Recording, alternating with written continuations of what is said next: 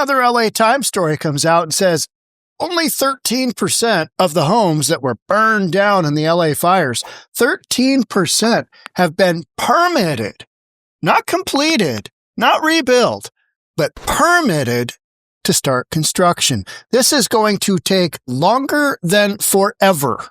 Let's get into it. Here we go. Here's what I love, though. After a slow start, permitting is starting to pick up. Well, if we extrapolate this timeline, by the time 2050 rolls around, most of these homes should be completed, right? I mean, that kind of the direction we're heading. Slow start.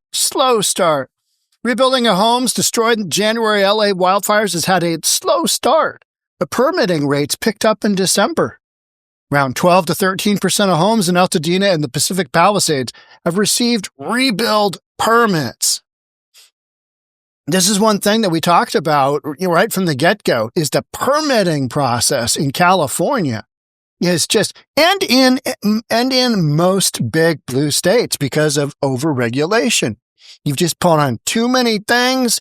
You got too many things going on. There isn't a clear, easy path for somebody to pull a permit. You got to go through the Coastal Commission. You got to go through you got to have just so many different little bits and pieces before you can finally get that golden permit, right?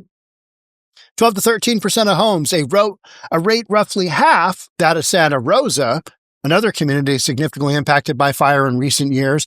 Fire victims face significant obstacles. And this is what they're talking about. Understaffing at city agencies. Okay. That's not the whole drill, right? No. Supply chain delays. Yeah, that doesn't count because that's after you've got your building permit and you're actually building. Insurance gaps. Yeah. So most people their insurance is going to cover 70%, maybe 60, 70%. They're going to figure out how to cover the rest of that gap between 70 and 100. All right. But that's a financial decision. You can go and get your building permit, before you do that, unless you need to completely restructure the size of your home, scale it down. And that's a complete redo process. And people are experiencing that as well as we speak right now. So we got insurance gaps and a strained labor market slowing construction timelines. That's construction timeline though. That's construction timeline. We are literally right here talking about building permits. And so much of this has to do with the insurance process, right? Because you're not going to pull a permit on whatever until you know how much you're getting and kind of having to work through that whole process. LA City is processing applications in 79 days on average, while LA County lags behind at 131 days. However, the author notes that the county had applications for around 3,000 homes, while the city received applications for just over 1,400. So, vast majority of folks have not even put in for a building permit yet. They're figuring out, all right, do I want to sell the raw land? Do I want to just move on this project? Do I want to rebuild our forever home? They love the location. They love the people around them. And they want to rebuild. They're hell-bent on rebuilding. In total, county had issued permits for 931 residents by December 14th. In the city, 604. All right. Okay. All right. So, not big numbers by any means. Just not. I mean, at that rate, literally, it's going to get faster at some point in time. It just will, because you'll start to have all those projects come through that are pretty straightforward. So permitting will, start to move a little bit faster. But you're looking at 5-6 years before you even have permits out on everything. Just permits. And then beyond that, you've got, at least another couple of years before that. And originally I said somewhere between 8 and 10 years to rebuild. Now we're legit looking at 7. Because a whole bunch of these homes that'll get permits over the next, 3-4 years, they will get constructed. They will, they'll be up and running. But what an absolute forever process, right? Let's read a little bit more here from the LA Times. In the race to show progress in rebuilding Palisades and Altadena, after this year's catastrophic fires, Los Angeles City and County both stumbled out of the blocks.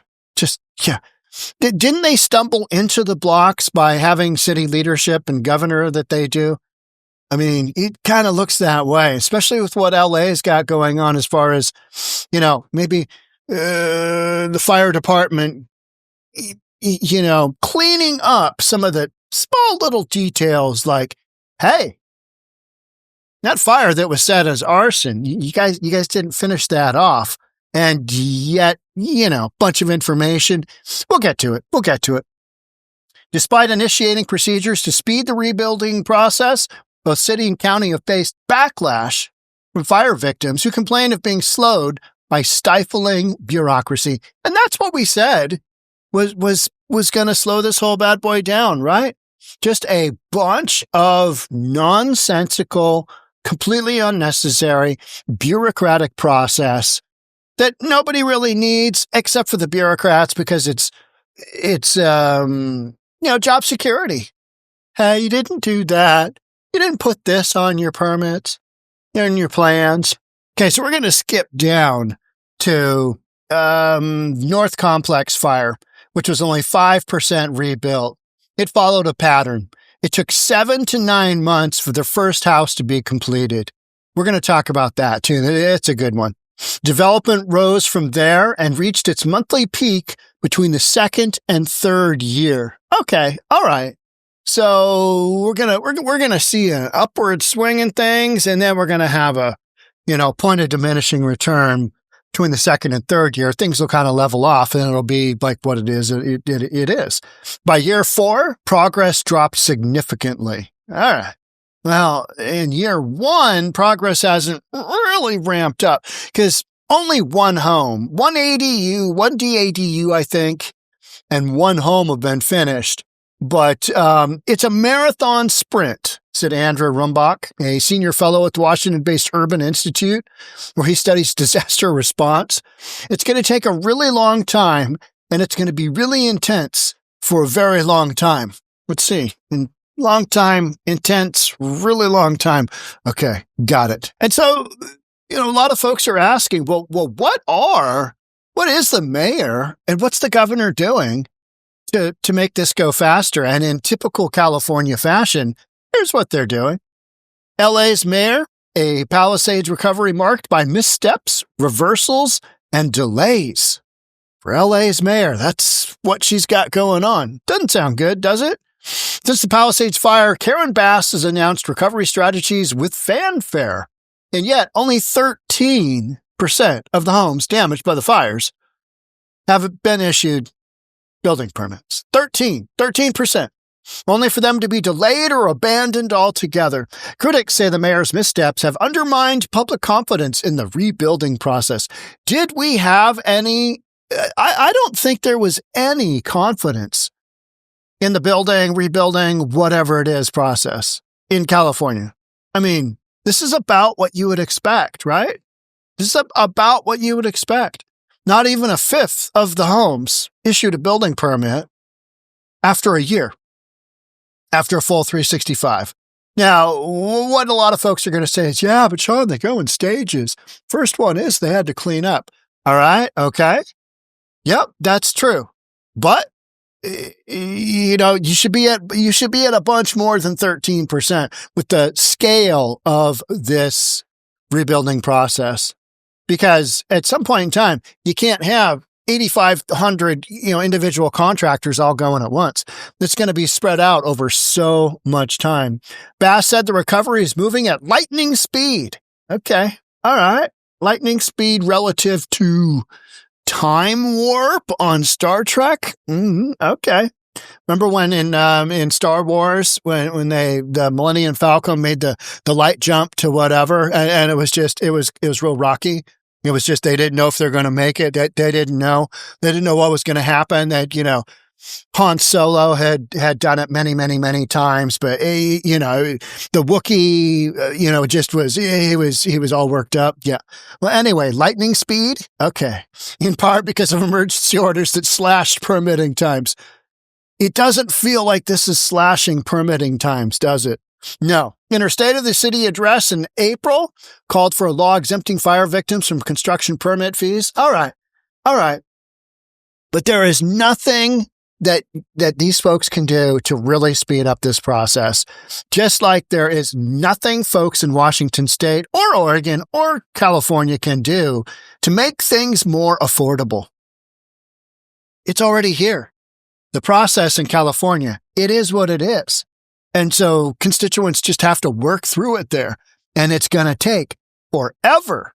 8 months later, City Council is still debating how much permit relief the city can afford. Now, if we give away all these permits, that normal revenue we'd have come through, it's not going to be there. What do we do? Yeah, more self-questioning. Hey, is Mayor Karen Bass, is she in Ghana? Is she in Ghana or is she in state? Has she left again? Just checking for a friend. This should have been pushed, and it wasn't pushed, said electrician Tom Doran, who has submitted plans to rebuild his 3-bedroom home. There was no motor on that boat. It was allowed to drift downstream. It's like a lot of politics, and especially a lot of politics in California, right? It's so embedded in so many layers of absolute nonsense. And that's what people are trying to get away from. They want to get to a place where if their home does burn down or gets hit by a tornado or gets hit by whatever, they can actually rebuild it. And maybe insurance will cover a little bit more than 70%.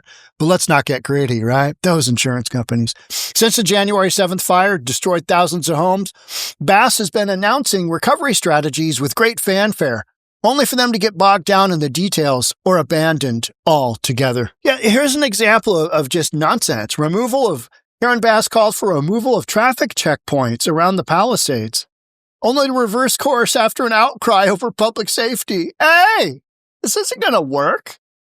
Oh, let's go back to the way we had it. You literally got the blind leading the blind. This one here is interesting, right? Remember when this story came out? The first home has been rebuilt in the wake of the Palisades fire. Okay, all right. What they don't really tell you is that this was a spec home by a builder, and the 1,200, 1,400 square foot home that was on this site had already been permitted for demolition. So when the fire came, it's like, hey, that was a bonus. We just got to haul this stuff out here because they came in hot with a permit. They already had their permit set, right? So that's why this story, everybody's going to hold it out as, see, we can do it. See, look at us go. We are building LA. But in reality, less than a year after 6,822 structures burned in the fire, first rebuilding project has reached the finish line in Pacific Palisades, 2-story showcase home located at In a press release, Mayor Karen Bass announced that the home received a certificate of occupancy from Building and Safety on Friday, meaning it passed inspections and is safe to inhabit. Today is an important moment of hope, with more and more projects nearing completion. No, you've only got one, and the others are kind of far behind. City of Los Angeles remains committed to expediting every aspect of the rebuild process until every family is back home. Okay, yeah, I think vast majority of your folks are just going to basically sell their parcel and move on. I think that's what happens. So the house was built by developer Thomas James Homes. Jamie Mead, the chief executive, said the permitting process took 2 months and the rebuild took 6. But at what point in time did you start this process? Because given the community needs housing, we thought this would be a great opportunity to show them what we can do. All right. Okay. Yeah. But you were already in this process, and you already had a go from when this bad boy when the old house was taken out. So it's kind of like, yeah, you did do it, and permit process 2 months, and the rebuild took 6. Okay, but you had everything all lined up. So this being held out is, a great example. And the rebuild took 6. That take a look at here. This is that house. Man, is that ugly or what? I mean, I'm sorry. That is just an ugly looking house. So we got a work truck in the front there. Man, look at this. You got a 5-foot side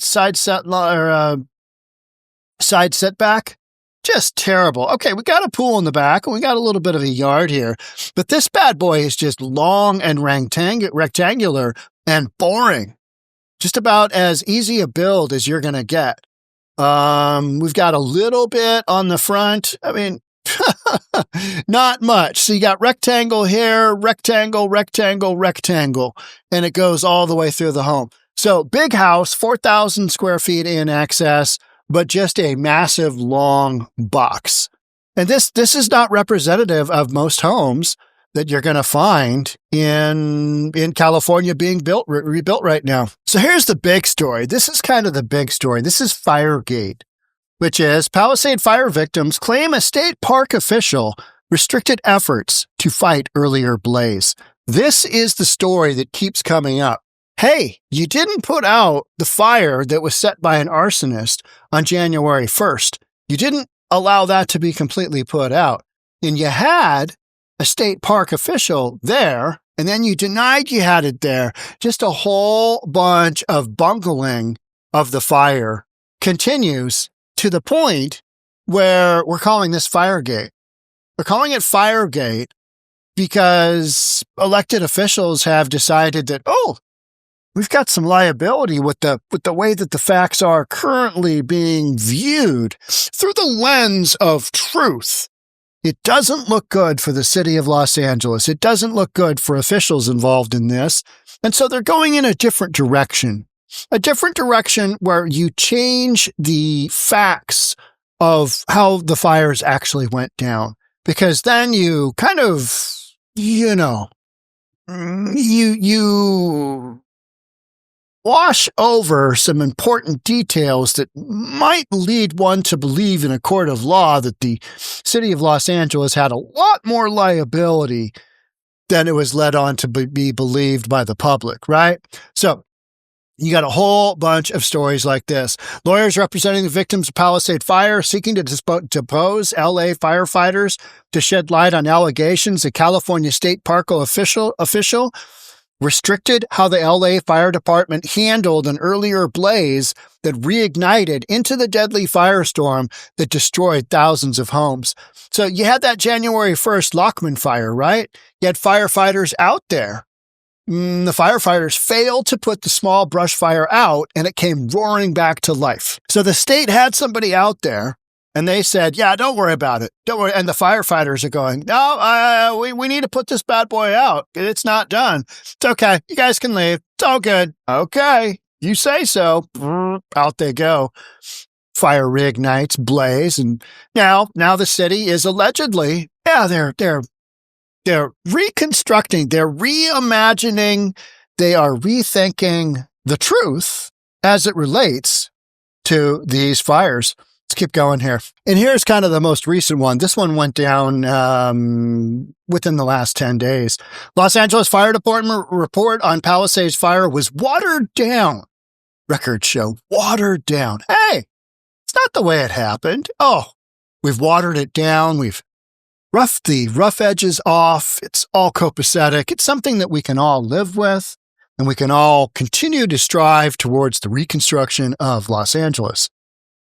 For months after the Palisades fire, many who had lost their homes eagerly awaited the LA Fire Department's after-action report, which was expected to provide a frank evaluation of the agency's handling of the disaster. First draft was completed by August, possibly earlier. Yeah, okay, explain to me this. How do you have LA Fire Department doing a review of their own event? That doesn't make any sense at all. It's like telling somebody who's not a driver that they're going to be judging their driver's test. Hey, we're going to let you watch a video yourself and you're going to be able to tell us how you did. Did you pass? Did you pass? You know what I mean? It's kind of backwards, isn't it? And then the deletions and other changes began behind closed doors in what amounted to an effort to downplay the failures of city and Los Angeles Fire Department leadership in preparing for and fighting the January 7th fire, which killed 12 people and destroyed thousands of homes. In one instance, Los Angeles Fire Department officials removed language saying that the decision not to fully staff up and pre-deploy all available crews and engines ahead of the extreme wind forecast did not align with the department's policy and procedures during red flag days. All right, well, maybe you should change that because clearly, and that's one of the huge deals on this topic, right, was the pre-deployment of firefighting staff, right? Hey, where were they? And you see stories that some of them were waiting around for hours, waiting for an assignment. Meanwhile, the fire is just going. Instead, the final report said the number of engines companies rolled out ahead of the fire went above and beyond the standard Los Angeles Fire Department pre-deployment matrix. Okay. Well, maybe that matrix needs to be adjusted. Now, some of the other things that I always think about when this fire comes is I don't think 100% you could have prevented this fire, right? I think you could have mitigated it to a certain extent. You know, the 80-mile-an-hour winds carrying embers around, okay, can't do a lot about that. But having a whole bunch of brush down in the forest, yeah, you can do something about that. Can you do something about water in the reservoir? Can you do something about water getting to the fire hydrants so that fire crews, when they do roll up, they have something to actually shoot at the fire? Yeah, I think you could do that. I think there was a lot of leadership issues that were not optimal. How much of an impact would it have had on this whole deal? It certainly would have had some. Would it have rectified the whole thing? No, you're still going to have the fire. Would as many homes burned? Probably not. Would still a vast majority burn that did burn? That's the argument, right? And that is, I think, what we will see in court. There's no way this isn't getting just analyzed from a legal standpoint 10 ways from Sunday, right? Whether it's insurance companies or whomever. There's going to be some big cases put together. And that's what leadership and that's what the fire department right now is trying to work out. All right, what's this actually look like? What's this game actually look like? Other changes in the report, which were overseen by then interim fire chief Ronnie Villanueva, seemed similarly intended to soften its impact and burnish the fire department's image. Two drafts contained notes written in the margins, including a suggestion to replace the image on the cover page, which showed palm trees on fire against an orange sky, with a positive one, such as firefighters on the front line. I don't really care about that. I don't. I honestly don't care about that. All right, you're trying to make it a little bit better. That's fine. So some drafts described an on-duty Los Angeles Fire Department captain calling Fire Station 23 in the Palisades on January 7th to report the Lochman fire started up again, indicating the captain's belief the Palisades fire was caused by a reignition of the earlier blaze. Yeah. I mean, 100% that's what it looks like, right? So, fire crew that weren't allowed to finish their job, didn't finish their job. Going to see what that looks like in court? Probably. The reference was deleted in one draft and restored in the public version. It's going to look really obvious. Let's put that one back in. Okay. Which otherwise contains only a brief mention of the previous fire. There was some kind of, burning of materials. We're not really sure what that was on the first. There's a little of something, but it wasn't much. The real action came on the 7th, 6 days later, after arson had been committed and after they caught the arsonist. And yeah, the whole place just burned up, right? Some have said that the after-action report failure to thoroughly examine the Lochman fire reignition was designed to shield Los Angeles Fire Department leadership and Mayor Karen Bass' administration from criticism and accountability. Yeah, absolutely. Absolutely. Times reported a battalion chief ordered firefighters to roll up their hoses and leave the burn area on January 2nd. Even though they complained the ground was still smoldering, rocks remained hot to the touch. Boys, girls, we're out of here. We got to go. Hey, still smoldering. Ground's still hot. It'll be fine. It'll be fine. It'll be all good. Let's get out of here. Let's go get it's Miller time. Let's go hit a Miller. After the Times report, Bass asked Villanueva to thoroughly investigate fire department's missteps in putting out the Lochman fire. Full understanding of the Lochman fire and response is essential. I mean, you've just got the blind leading the blind. Consistently, you've got the blind leading the blind. You know what I mean? Just, what are you even doing here? What are you even doing here? How about this one? How about this one? This one's just out there. California auditor flags Newsom admin as high risk. It's their own auditor, California's in-state auditor. Oh, yeah. There's a lot of fraud going on there. Wonder what the auditor in Minneapolis looks like. There's a lot of fraud going on here. That story in Minneapolis is something else. Nick Shirley going to take in a 42-minute video.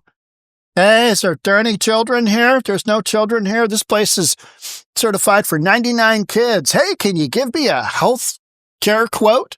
Looking for some health care. You're a health care business. Where's your health care? Nobody gives them a quote. They just run them out. I mean, what an absolute fraudulent operation. And this is after so many people have already been prosecuted and incarcerated. I mean, this is like just really exploding now, just like the liability for California in the wildfires. But they're gonna smooth it over somehow because this is California, and that's just what they're gonna do. So California auditor flags Newsom admin as high risk. Okay, all right. And then one of the other stories that I'm going to read just after I do this one is California was suing the Trump administration for $4 billion. The Trump administration said, we're not giving that to you for your ridiculous high-speed rail to nowhere, because the high-speed rail to nowhere in California is just an absolute boondoggle of taxpayer dollars. It started off, 10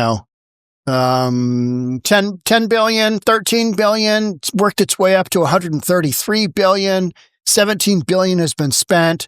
There's no actual track that's been laid. It's not going to go the distance it was originally intended, which was LA to San Francisco. It's going to be cut way down to places that, like Merced and Bakersfield. It's like, you're doing what? To where? To when? Why? And it's not going to go as fast. It's not going to take 3 hours to go from LA to San Fran.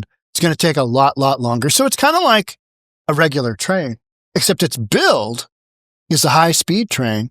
Now it's been known as high-speed train to nowhere, but the administration really pushing that in recent years is a high risk, according to its own internal auditor. None of this is shocking, is it? And here's a specific story on Altadena. Rebuilding Altadena bogs down in red tape and frustration. This was in the summer. This is July. About 6 months after the Eaton fire, majority of lots with destroyed homes in Altadena been cleared because they have to for safety reasons, right? But for homeowners hoping to rebuild, the hard work remains, slogging through insurance paperwork and government permits. That's why I think so many of these folks will literally just sell. They're not going to want to deal with dicking around with the, California government and the bureaucratic process it takes. None of these people were thinking, you know what? It'd be nice to do a redo on my home. Yeah, maybe some of them were. Maybe some of them were at that point, and they're like, okay, it's okay. But I wish I would have had a chance to pull all my, prized belongings and keepsakes of the kids and of the grandkids, all those pictures and stuff that you don't think's ever going to get burned up. But then when it does, you're like, holy crap, it's gone. I've lost all that stuff. Terrible. But none of them thought, you know what would be good? Be a good fire. just to clear things out. We can start over from scratch. Now, because when that happens, everybody's in the same boat. And that's how you end up with a situation with thousands of people that need to rebuild their homes. And only 13% so far have been able to pull a building permit. And that doesn't even mean they're starting construction. It just means they've got the go ahead. Now they gotta get, their contractors in order. They've got their plans, probably fully finished. Who knows? Maybe they're making some amendments to after the fact that don't really impact things, but they're making some, another 6 months. You do a single delay on one of these bad boys that changes, a couple of things. You could be backed up months and months. And this is before you actually even start building. So, and if you have any delays, if you get hung up with something mid build, I mean, you could be looking at 3 or 4 years on a big custom, and that's not crazy hard to do. What is crazy hard to do is build the home in 6 months, which to me was like, all right, so you've built this home before. Your subs already know this home. You built a long rectangular cracker box, not hard to frame, not hard to do all that stuff. And you banged it out so that you can show people, hey, we build homes fast. And that building company is building, I think, 100 homes in that community. So they've got a huge chunk of business. Whether or not they can get them done, who knows, right? I mean, you're going to have builders come and go because this is going to be one of those projects where it's like, well, we made this mistake and we made that mistake and now we're bankrupt. This'll be that type of rebuild because it's such a massive redevelopment. And we're only 13% the way there on building permits. So we got years of these podcasts. Hey, I'll be doing one, in 2028. Remember when they said it was only going to take a few years to put Altadena and Palisades back together? And here we are, years later, talking about the same damn thing. People excited they got their building permit after 44 months. I'll be covering that. Make sure you're subscribed, hit that notification bell. Hit the like button, share with friends and family, and I'll see you on the next episode. Thanks again for joining. Bye for now.